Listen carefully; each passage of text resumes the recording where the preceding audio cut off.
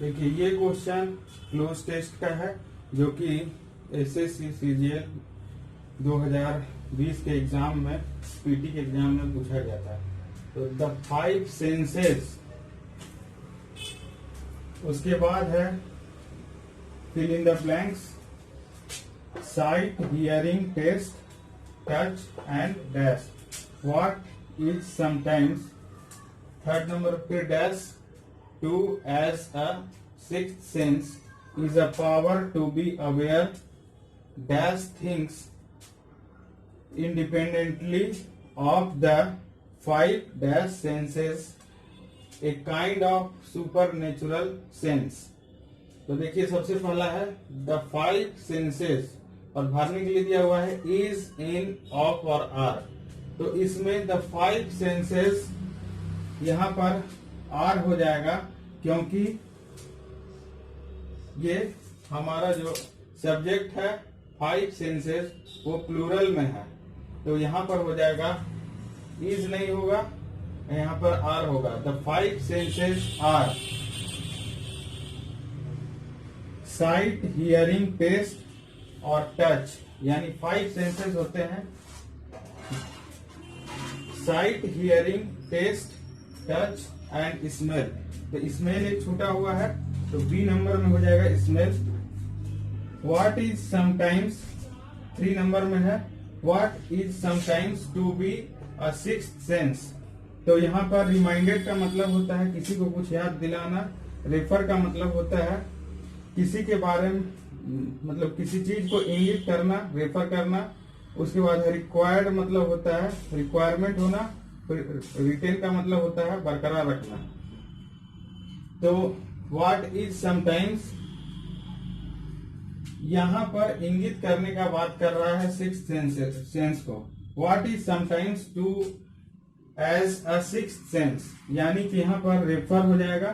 Third number में refer, उस refer to as a sixth sense is a power to be aware. Aware के बाद यहां लिखा हुआ है ऑन, इन, ऑफ और एट। अवेयर डैश थिंग्स, तो यहां पर हो जाएगा aware of things, aware of things independently of the 5 यहां पर है देखिए 5 dash senses a kind of super natural senses. देखिए 5 नंबर है जियोग्राफिकल, जियोलॉजिकल, बॉटनिकल और फिजिकल। तो 5 फिजिकल सेंसेस की यहाँ बात हो रही है क्योंकि ये साइट, हियरिंग, टेस्ट, टच और स्मेल जो है वो फिजिकल सेंस है, तो इसीलिए यहाँ पर फिजिकल हो जाएगा। तो इस तरह से ये बन चुका है the 5 senses are hearing, sight, hearing, taste, touch and smell. What is sometimes referred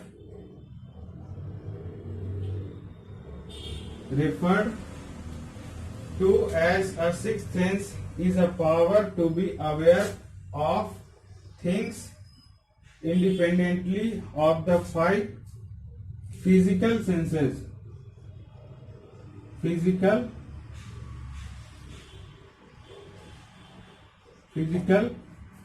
senses a kind of super natural sense. तो इस तरीका से एक क्लोज टेस्ट खत्म होता है।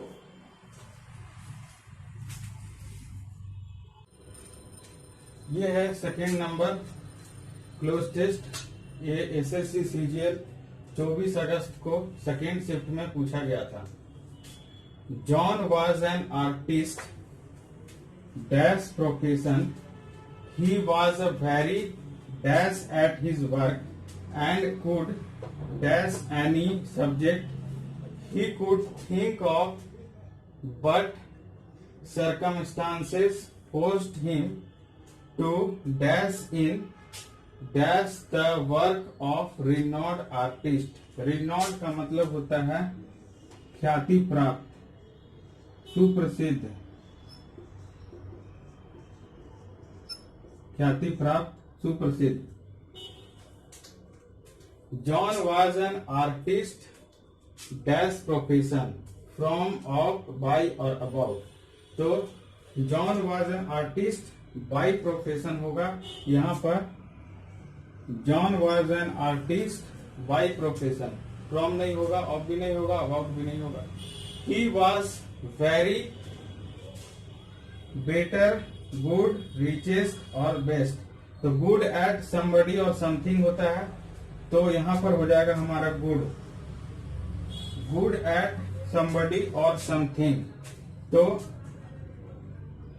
ही वॉज वेरी गुड, यहां हो जाएगा good, good at his work and could. तो जब वो आर्टिस्ट है तो प्लेंटिव का मतलब होता है सैड साउंड, पेंट का मतलब, तो जब वो आर्टिस्ट है तो वो पेंट ही करेगा, तो यहां पर हो जाएगा एंड कुड पेंट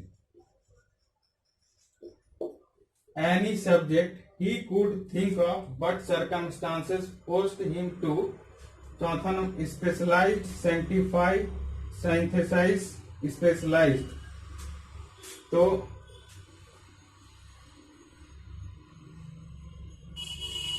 यहां पर स्पेशलाइज्ड 2 बार आ गया है। तो देखिए could think of but circumstances forced him to।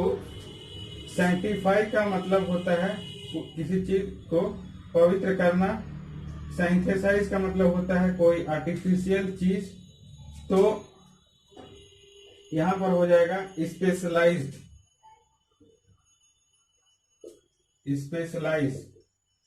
Specialise का मतलब होता है किसी चीज में, एक चीज में स्पेशलाइज्ड होना। स्पेशलाइज इन डुप्लीकेटिंग, डाउटिंग, डबलिंग और डोमिनेटिंग। तो the work of renowned artist, तो वर्क ऑफ रिनोड आर्टिस्ट को डुप्लीकेटिंग ही करेगा, तो डुप्लीकेटिंग, डुप्लीकेटिंग हो जाएगा यहाँ पर 5वां नंबर में।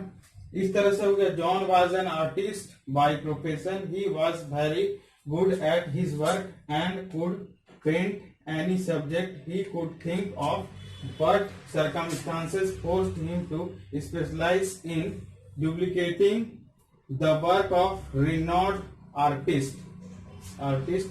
तो इस तरीका से ये वाला क्लोज टेस्ट भी खत्म होता है।